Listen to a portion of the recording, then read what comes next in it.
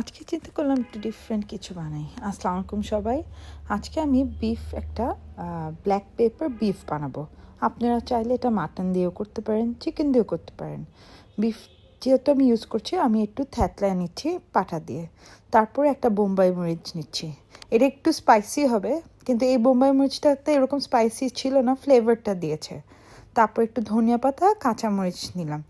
মরিচটা আপনাদের উপরে, মানে আপনারা যদি একটু বেশি চান তাহলে একটু বেশি কাঁচামরিচ দিবেন, আর না হলে নর্মাল যে অ্যামাউন্ট আপনাদের মন মতন দিতে পারেন।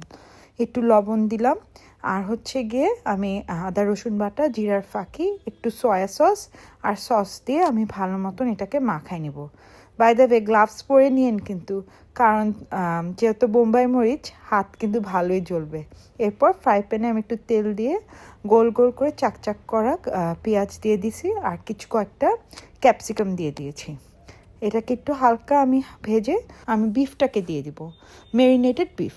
এরপর আমি 1 চামচ আমি গোলমরিচ দেব। গোলমরিচটাই মেইন হচ্ছে এখানকার ইনগ্রিডিয়েন্টটা, যেটা ফ্লেভার দিবে একটা।